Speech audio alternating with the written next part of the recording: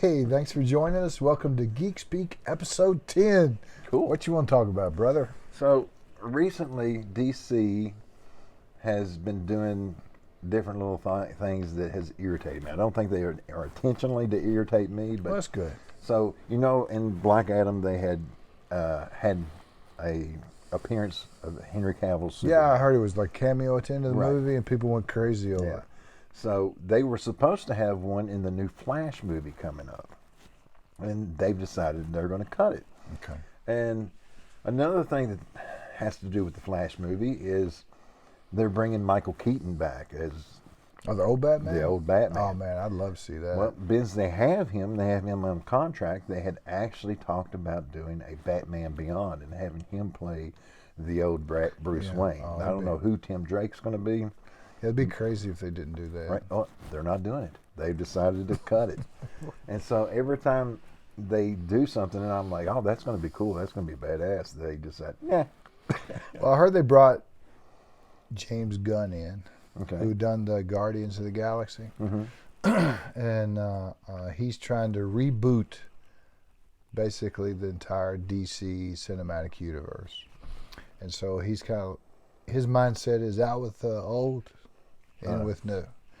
Well, here's my problem with that is I think superhero movies have peaked out. I think they peaked out with Avengers Endgame, Yeah. and now they're starting to go down. And so you really should, if he came in, he should try to use. You know, they're not going to have a Wonder Woman 3 either. They canceled that. Okay. But you should try to use Gal Gadot and Henry Cavill and Ben Affleck, even if you weren't totally satisfied with everything they've done in the past, to try to rebuild that house this late in the game when the superhero market's peaked out and started down. Yeah. It'd be like you and me buying a comic book shop in 2023. Comic book shops are on their way out. And so it's not really... we do it, though. yeah, we could do it. But I mean, but the thing is that you're really, it's really a bad time to be rebuilding a superhero universe. Right. He'd been better off to take the best aspects of what he had and shore those up and then move forward from there with Right. just good movies, Yeah. good movies. And but yeah, the Wonder Woman 3 got canceled. Patty Jenkins, she had co-wrote the first one, which I enjoyed. The second one, Wonder Woman 84, she totally wrote, and it was horrible. Yeah, I didn't even see I mean, it was so painful. I would have gotten out. I would have got up and walked out of the theater, but my wife wouldn't let me. And but it was horrible. I mean, it was like a colonostomy without the anesthesia. Ooh, nice. I mean, it was bad. It was bad. So I mean, it's sad to see. Henry Cavill, he was a stand-up guy. He released something recently saying, it was nice to wear the cape for a while, but now it's time for somebody else to do it. All And right. he'd walk down on the Witcher that we talked about, Right. and now this is pulled out from underneath him. So his new thing is Warhammer Yeah, I heard 4,000. about that. He's going to not only be in it, but he's going to have control over it. So it's not going to be any bad writing because he's going to be the one producing it. So it'd be interesting to see who picks that up. So Jennifer Lawrence. Okay. So she was in the Hunger Game movies, Mm-hmm. which I saw all of them, and not because I'm a huge fan, because my wife wanted me to. All right. And but anyway, I kind of support her because she's a Kentucky girl. Hmm. She recently said something horrible. So she was doing an interview, and she said that she was the first female action star. It was a privilege for her being the first female action star in the movies.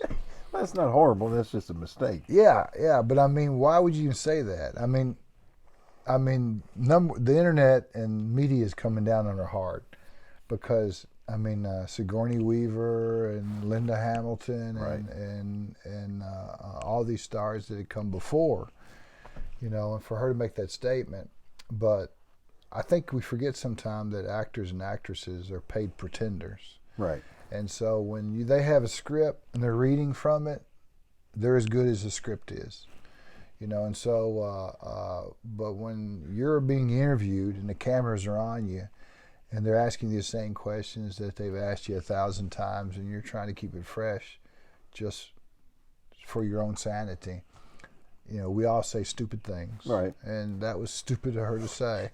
And but like I said, being a Kentucky girl, I'll give her a pass. But yeah. Or an excuse. Yeah. Don't say that. Don't say that anymore. Yeah, she's gone on damage control and stuff, but the damage is done now. But there's nothing she can't come out of. But it was an embarrassment.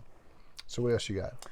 So this show won't air today, but today is December 17th, and it is the 30th anniversary of The Simpsons. The Simpsons been on the air for 30 years. That's hard to believe. And they're still making new seasons every... I watched that first episode.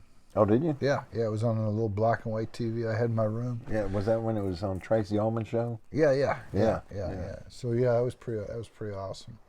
And but yeah, it's crazy that an animated show. Has any other animated show lasted that long? No, the only other show that I know has aired that long is the Doctor Who series. It's been on for over 50 years. Yeah. But as far as animated, no. No. Yeah. So can you imagine being a voice actor on that? Man, you've had an entire career. Yeah. Yeah. Well, everybody thinks we watch everything sci-fi or everything fantasy, but the reality is things slip by. Things slip by, right. And there's things that we haven't watched that we'll get to after everybody else is done talking about them. But there's an old movie that I never had watched called AI, Artificial Intelligence. It's got that Haley Joel Osment. Yeah, I think I've seen it. Yeah, and I never had seen it before, and so recently we watched it, and I liked it. I mean, it was the CGI is way old, but I mean it held up. It was kind of like a modern day Pinocchio telling. Yeah. Yep. But I like the world that was built in there, and I really enjoyed it, and so that was a nice little treat. Jude Law's character where he was playing the android prostitute. Yeah, that was good. So I liked it. I mean, it's not. I wouldn't give it a. I mean, I'd say on a scale of 1 to 10, I'd probably give it a 7 or an 8. But yeah. I thought it was good. So what else you got, brother? So, Benz, I'm talking about anniversaries. So, 40 years ago this month, in geek history, Flash Gordon was released. Flash? Yeah. Oh, yeah. Then you talking about the movie? Yeah, the movie? Yeah, the movie. Yeah. So that was, I think that's kind of entertaining because, there's a lot of Flash Gordon fans, and I believe the actor that plays Flash Gordon is still up and around looking pretty damn decent. Yeah. Yeah. Yes, they had Queen music in it, just like Highlander did. Oh, okay. Yeah. So that was a big deal. I seen that actor that played Flash. He was at the Lexington Comic Con not too long ago. That's cool. Yeah. So let's see, what else do I have? Well. Oh yes. I want to. Okay, first of all, let's talk about modern comics for a second. Okay. So modern comics, what's the word I'm looking for? Suck. That's it. Okay. So like DC and Marvel have been infiltrated by these creators that I don't think they'll ever get them out, and they're certainly not going to change them. All they can do is fire them, and they're losing tons of money. Marvel and DC Comics, they make movies on the movie they make money on the movies and the merchandising, right? But they're not making any money on the comics. It's very doubtful they even break even, and it's just all this woke BS and stuff we talked about politically before. Correct kind of stuff. Yeah. So what I thought I would do, and plus they're like $5 a pop now. With inflation the way it is, I thought I would have a new segment on Geek Speak. Are you excited? Yeah. Interested, maybe. So what I'm going to do is I'm going to pick a comic book series from the past that I've read, okay, that I recommend, that number 1 has a great price, number 2 has great art, and number 3 has a great story. So that's really all you could ask for in a comic book. Okay. So the very first one I'm going to recommend is Lake of Fire, and it's by Image. And the story on it, without ruining it. First of all, this ran 6 issues, had a beginning and an end. It's a limited series. Okay.